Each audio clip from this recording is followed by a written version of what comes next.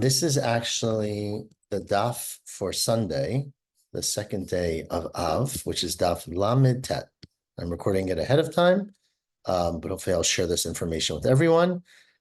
We are up to, I'm going to start from the two dots at the bottom of daf Lamed Chet Amud Bet, 3 lines from the bottom. So we have continued the list of things in the Mishnah of things that you are not allowed to eat, but you are allowed to get hana'ah from. So the next thing in the Mishnah, 3 lines from the bottom, was kfashim shedarkan lateit betochan yain. If you have kfushim, which are usually things that are pickled or stewed, but there's wine is put into them, usually vinegar, but wine or vinegar. There, you're not allowed to get hana'ah from it. You're not allowed to eat them, sorry. You can get hana'ah from them. Says Chizkiah, that's only lo shanel shedarkan.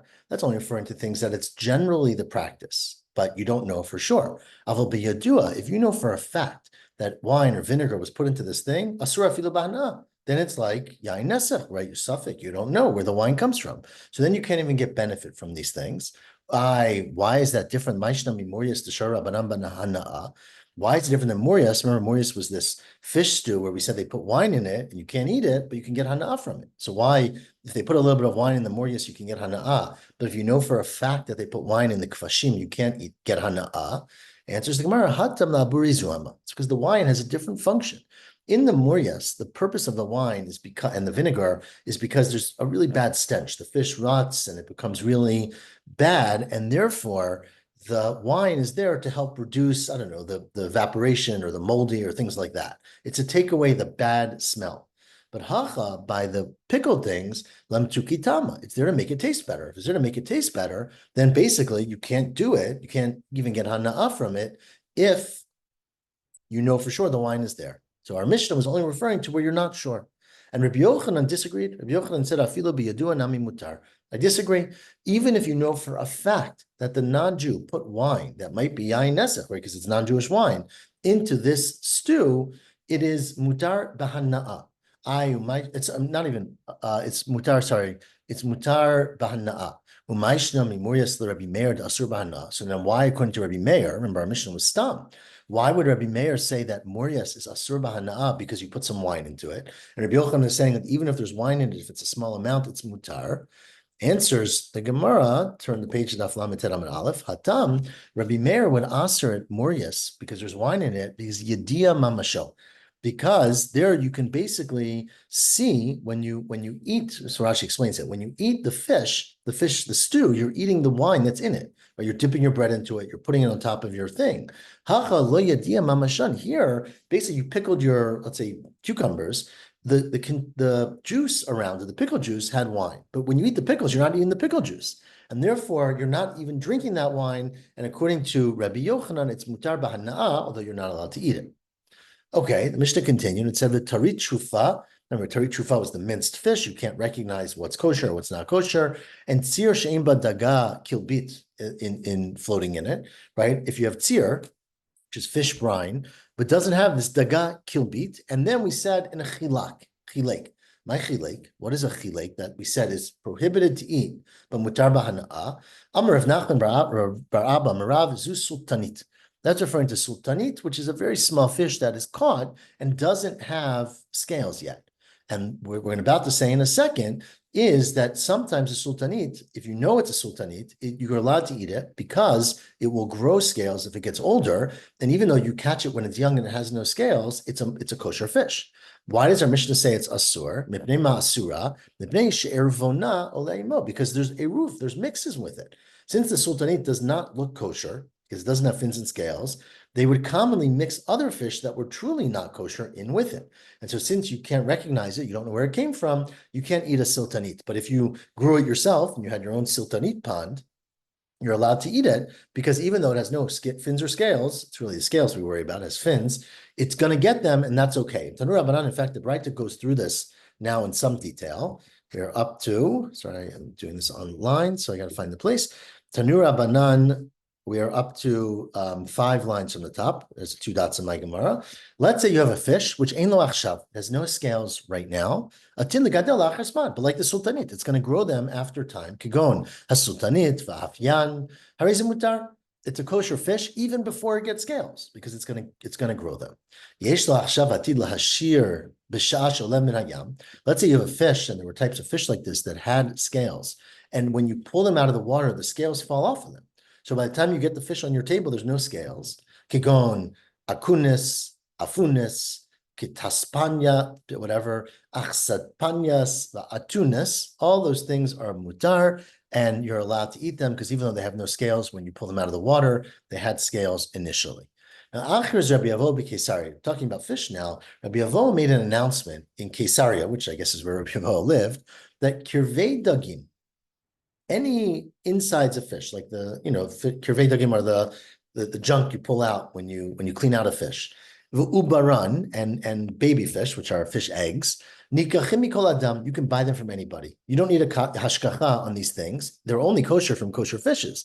But cheskatan einabainel mipilusa aspanya, because all the fish that they caught in Caesarea come from Pilusa and España. España sounds a lot like Spain. I'm not sure how the fish would get to Caesarea from Spain, but either way, they come from places where only kosher fish are known to that area. And so there's a chazakah that these fish are kosher, even though you're buying the eggs, and obviously you can't tell where the eggs come from. Abayas said in a different context, if you look at zachnata, which are small fish, in a place called Bab Nara, which Bab is, I don't know what Bab means, but Nara means the river, they're permitted, even though you can't tell that they are specifically kosher fish, because in that water, my time, that's the Gemara. Oh, sorry, because in that water, Abai said, we know for a fact, only kosher fish grow, right? So anything you pull out of there, even if you don't recognize it, is definitely a kosher fish. Okay, now ask the Gemara why. How did Abai say that? My time. Huh? How does he know? It's because the water in Bab Nara is very fast. And Hai Dag Tamek, even the Letle Chut Shidra, the Dag Tamek they were worried about didn't have a spine. It was more like a worm, right? And so because it doesn't have a spine, it can't survive in fast water, it can't straighten itself. So it can't live in a place which has fast water. But it's factually not the case. There are plenty of non-kosher fish in that water. Ella must be mishum de malicha maya, because it's very salty. So a salt area. I don't know where in Bahel it was salty, but it was a salty area. And high Doug Tamek, even the Letley Kilpi, and Doug Tamek doesn't have Kilpi, the scales, so it doesn't regulate its body the same way. And maybe beduchta de malicha maya matzikai. Maybe you can't have a non-kosher fish in a salt water, but that's not true. Again, we see factually that you could have non-kosher fish in salt water. So how do you explain it? Ella, it's because mishum delamar bitina dag tameh. It's because the tina means like the sediment on the bottom, cannot grow dag tameh. Meaning there's a chazakah that place is not hospitable for dag tameh. And once the scientists or the rabbis who talk to scientists hopefully tell you that, you can eat any fish that grows there. Ravina says Ravina, but unfortunately nowadays there's no such thing as local ecology. Because ha'idna nowadays in Bavel, the kashafchi ba naharguza and nahargamda, now that they moved, they made connections between naharguza and nahargamda, so the water flow is completely different. The pH of the water is different. The things growing in the water is different. And asiri, it would be prohibited to eat these small fish if you can't find simanim on them, because the water may allow for non-kosher fish to come to that area. Continues Abaya. Amar Abaya, Chamar diyam. Says Abaya, the chamor, the donkey of the sea, which is some animal, some fish, meaning shari, that is permitted because it's a kosher fish. It has fins and scales. I don't have any idea what chamra diyama is, but it's a sea donkey. Torah diyama, but the sea ox, right, the shore of the sea, again, I don't know what animal that is, but some kind of fish, it's asir, that is prohibited. And simanach, the way to remember that is tameh, the animal that on dry land, the chamor is tameh, is tahar in the water.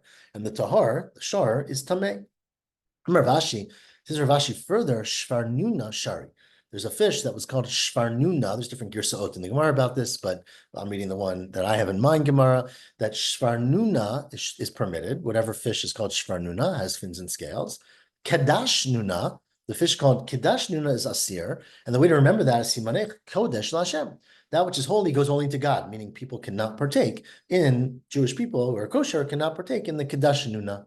Ikadamri, some said that it's called Kfar Nuna Asur, that the fish called Kfar Nuna is Asur, and the siman there is that it's like a grave. Kivrei Goyim, that it's like a grave, and you can't eat it the same way you can't get benefit from something in the grave. Okay, so anyways, that's how you would remember, right? Kivrei Ovdei Kochavim. Continues the Gemara now, the Rabbi Akiva story. We are fourth to last of the narrow lines on the narrowest lines on Lamed Tet Amud Aleph. It says the Gemara, Rabbi Akiva ikla leGinzak. Right, Rabbi Akiva, we had stories before. Rabbi Akiva went to Ginzak. He shows up there. They have all kinds of questions for him. I did the Kamehu Nuna. They brought in front of him this Nuna, which is a fish, right? Davidami the Chipusha. It looks like a Chipusha, which is a non-kosher fish. So it was a fish that was maybe kosher, that they said had fins and scales, maybe, or it wasn't clear. It looked like a Chipusha. Bechafye b'dikula, he checked it with a basket. Rashi explains, or the Gemara explains elsewhere that he put the fish to swim in a basket, and the fish was confined, so it swam around the sides and rubbed against the side of the basket, and he was able to detect that there were scales in the basket.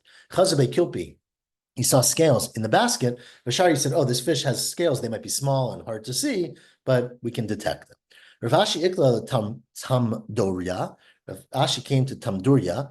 Ataylo kamehu Nuna. They brought in front of him this Nuna. Again, Nuna means a small fish. Davidame litzlufcha. It looked like a tzlufcha, which is translated in my Gemara as an eel, right? So it looks like not a kosher fish, right? So it doesn't very smooth on the outside, and so it looks like it doesn't have scales. Nakti lahadayoma. Now he held it up against the light, meaning he held it up to the sky in the sun. He saw that the word simchi, there were these little growths on it, which were scales. Vishari, and he said, "Oh no, this fish has scales." Rav Ashi once came to a place. Atiu lekamein nuna. They brought in front of him again a small fish that looked avidami the shvar nuna.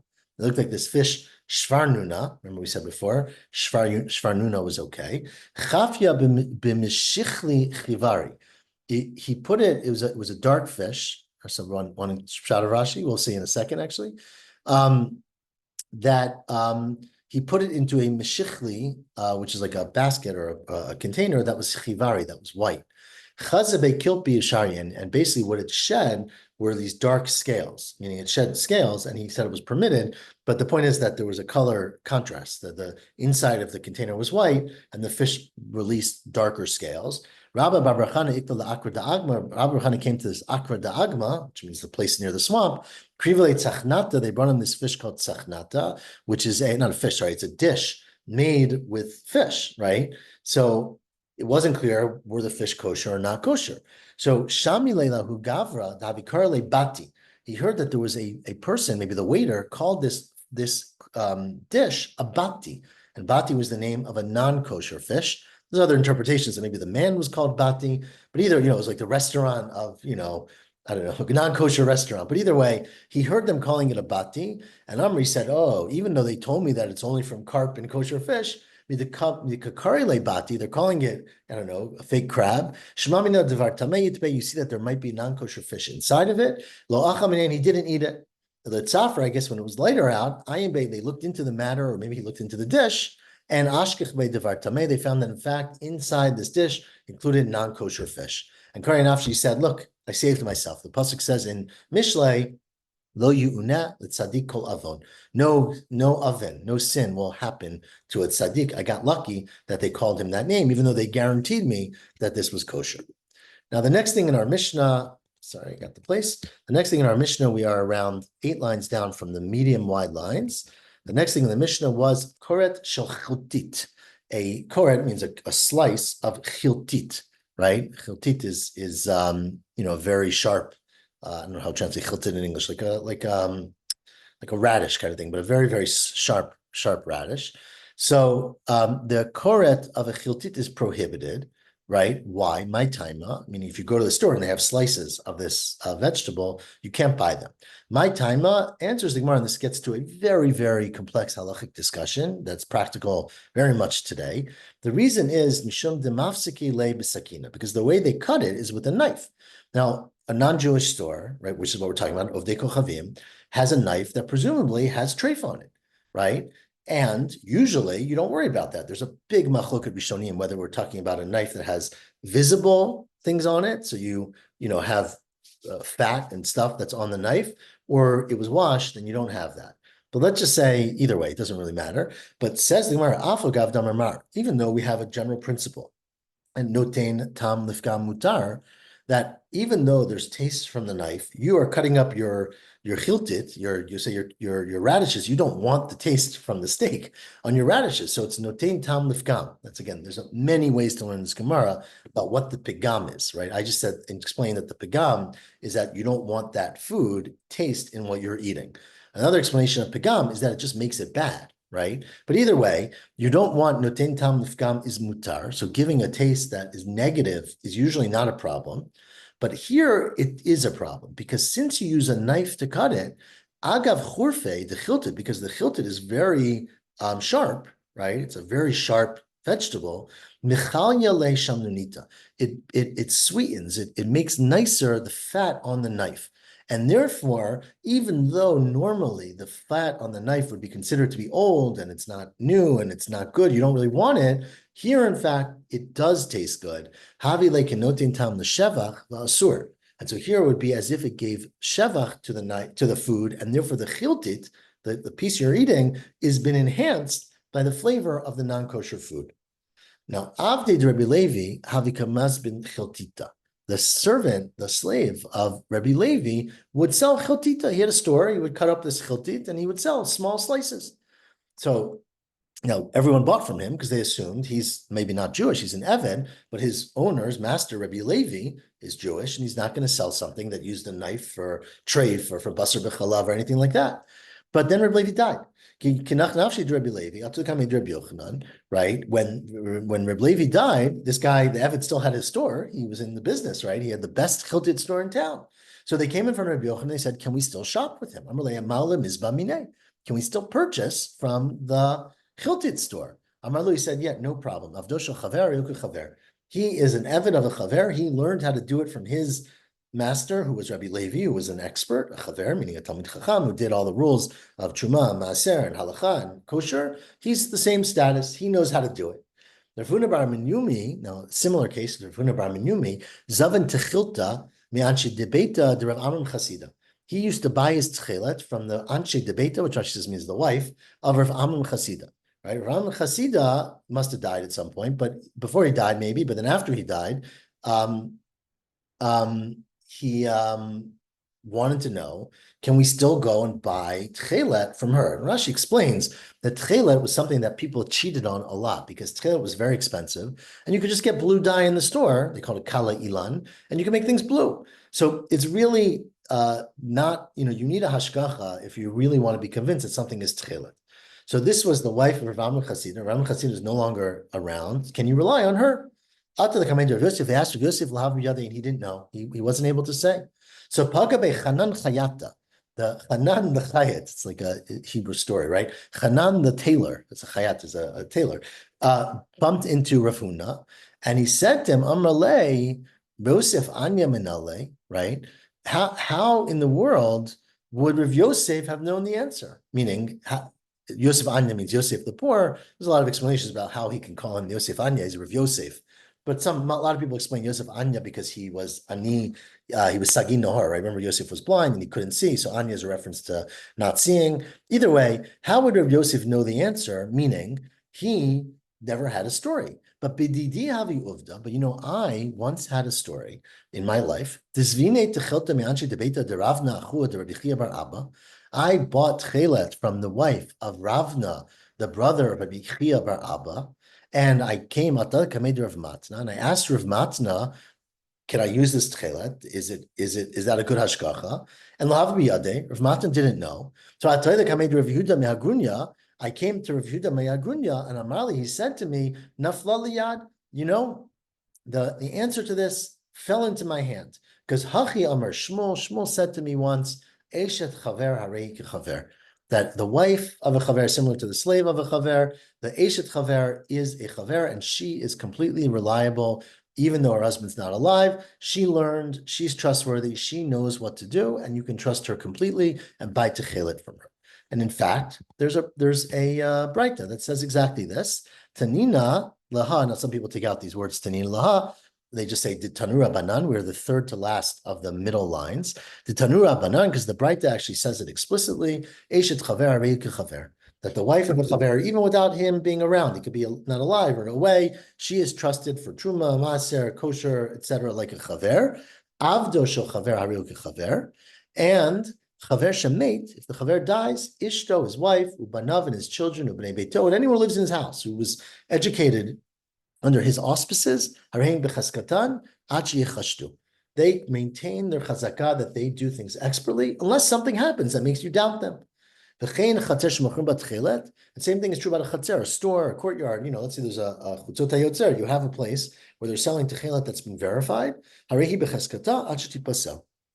It maintains its chazakah unless something happens that changes that. But you can maintain the original chazakah. Tanur Rabbanan, in fact, there's another braita that says, Eshet ha'ma'aretz nisit chaver. Let's say you have a woman who is the wife of an Ama'aretz, meaning she grew up without knowledge of halachot and mitzvot, so you generally wouldn't trust her. But then she got married to a chaver, second marriage, right?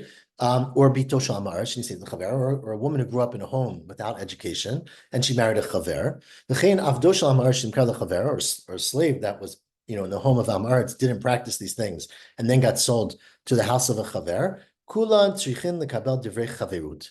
They all need to change their status. So they have to get together and physically say, I'm going to act like a chaver. They must take a test. It's like, gior maybe. You have to change your status because your original status was Amharetz, not educated. And now you're changing it to chaver, to educated. Aval, says the Braita, Eshet chaver shnisit l'Amharetz, the opposite way. A woman who was married to a chaver who now has a second marriage to an Amharetz, or bitosha chaver shnisit l'Amharetz, or avdosha chaver shnimkar l'Amharetz. In all these cases, they don't need to say, I'm still working like a chaver, because that's what they did.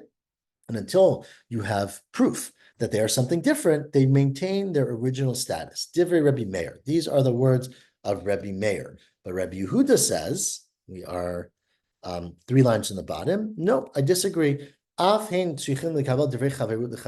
also have to do it again. Let's say they leave their husband as Namaretz or whatever, and you want to know, can I trust them again? They have to say, I'm going to act like a chaver and show that they know what they're doing.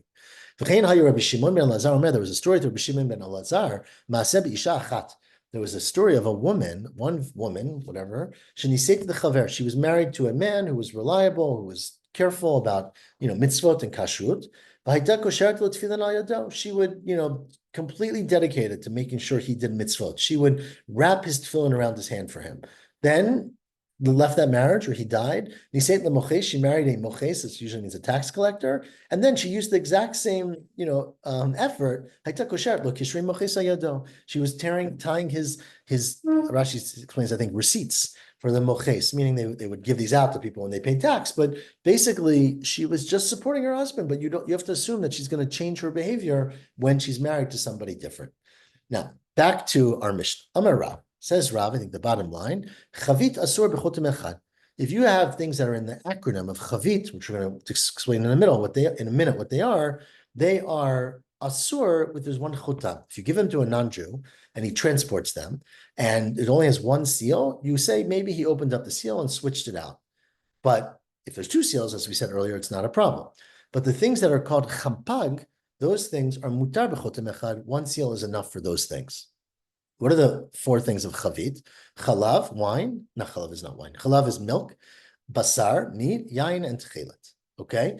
Those things, turn the page, daf lamed tet on the bed. Those things are asurim b'chotem echad, because we're afraid that the non-Jew is going to open up the one seal and replace the things. Now, why? So Rashi says very clearly, wine for sure we understand, meat and techelet because they're very valuable. And you take the kosher meat in it, you'll sell it for a big markup, and you'll put in non-kosher meat. Milk, we don't know why, and the Gemara is going to ask in a second.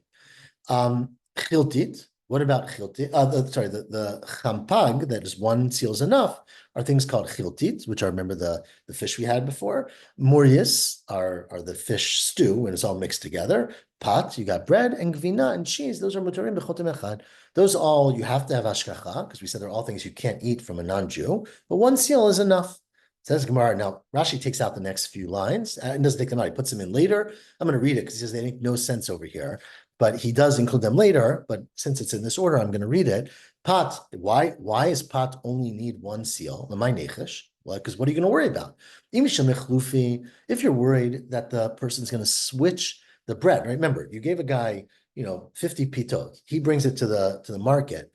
Are you worried he's going to switch those pitot with other pitot? They're the same thing, right? There's no money to be saved by taking 50 pitot and putting in 50 other pitot. What are you worried that maybe he'll be ichlufi karira b'chamima? He'll say, oh, I have, these are fresher pitot, I'll put old ones in. Then made the idea. You'll know when you get to the store that I sent fresh pitot and they got stale ones.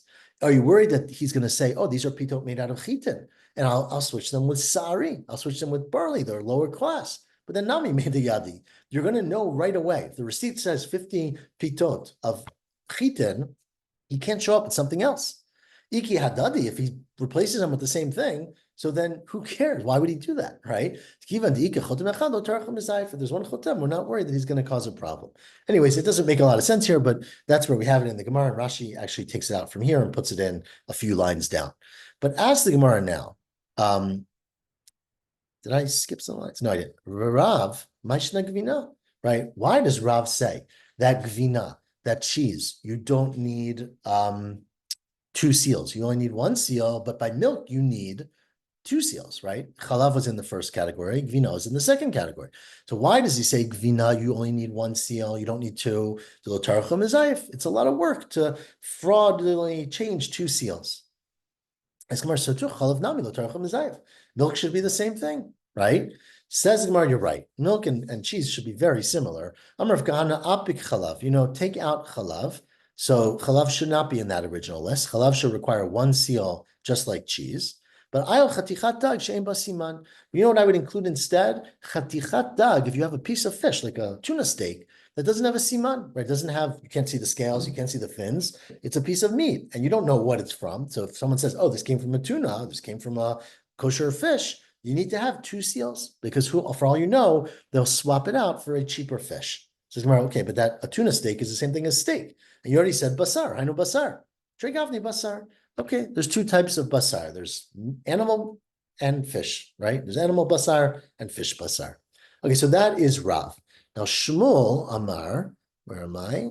Shmuel is around 8 lines from the top, middle of the line. Shmuel argued with Rav, and he said, Beit Asur. So he took out one of the things, which is fine, right? He took out the chet, which is the chavit, the chalav. Beit Asur bechotem echad. The things bet yud taf is Asur bechotem echad. And mecheg mutar bechotem echad. Things under the grip of mecheg, you need to have one seal, and one seal is enough. Basar, yain, tchelet are asur bechotem echad. It's not enough to have one seal, you need two seals. And morias chiltit and gvina umutarim bechotem echad. Those things are all mutar if you have one seal, but no seals would be prohibited. It says going now to Shmuel, because Shmuel said, I don't need to add the chatichat dag that Rav added, chatichat dag, she'en basiman, that's hainu basar. It's the same thing as a piece of meat. And tregavni basar lo amrina, we don't need to say chatichat dag and basar in the same list. Now, Tana Rabbanan says, while we're giving you all these beautiful acronyms, ein lokchim yamach machag b'Surya. If you're in Syria, this gets to a very important discussion about whether you can whether Jews, so the Gemara is assuming we're talking about a Jew who lives outside of Israel, does that change their status, right? Because halachically, there was an assumption that in Israel, the Jews were more religious. There's a huge debate in the Rishonim and Achronim, actually, that this doesn't apply anymore, maybe, or does apply. Anyways, the Breita says you can't buy these things from a Jewish storekeeper in Syria. What are they? Lo yayin, lo murias, remember wine, of course. Murias is the fish stew. Lo chalav, you can't buy milk. Lo melech sal kanduret, which we'll translate in a minute, but it's a kind of salt. And lo chiltit, remember we had chiltit a few times now, the fish. Lo gvina, and not cheese.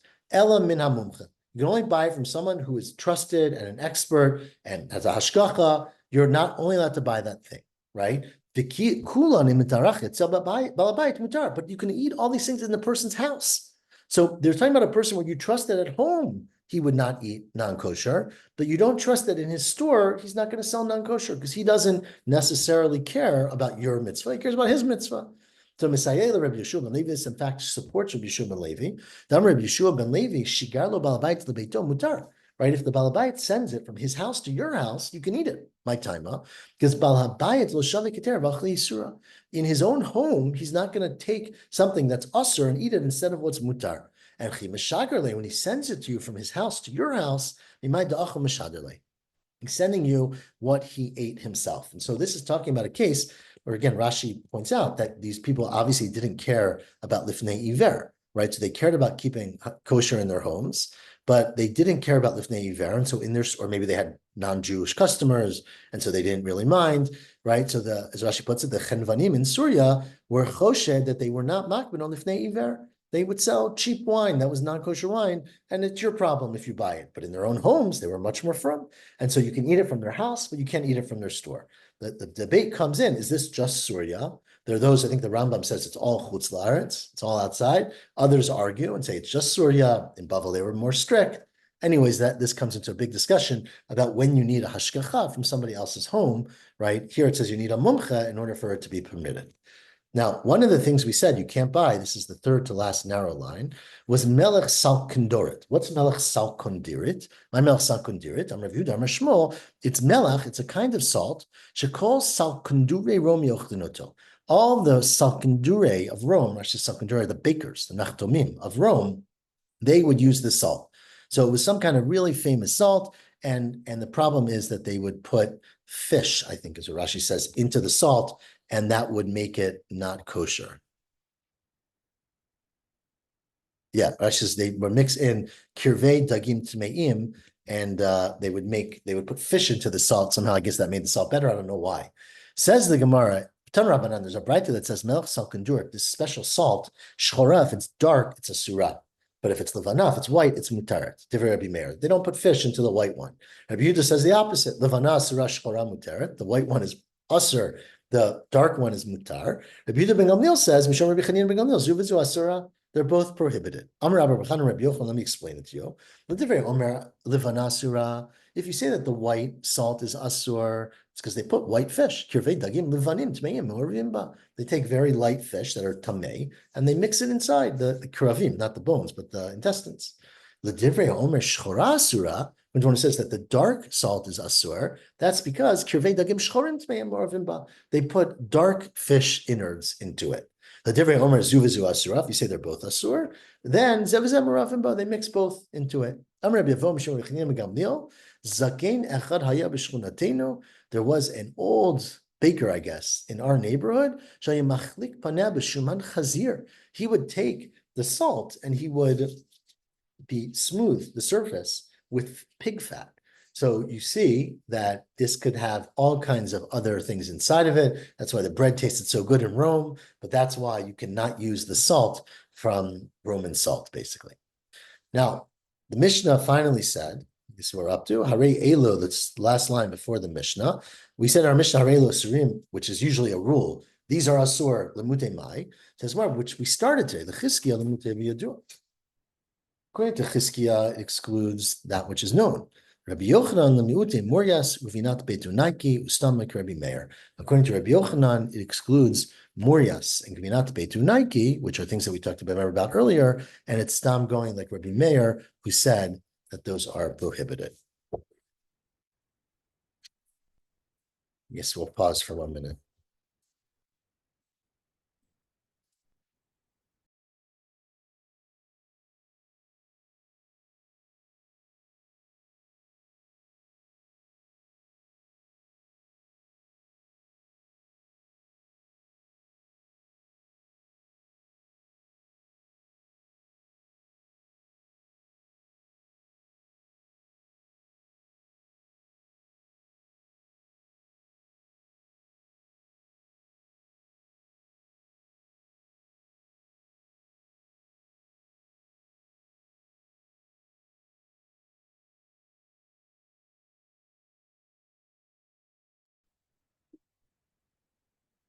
Okay, sorry about that. I'm going to go ahead because I'm afraid we're not going to get too far.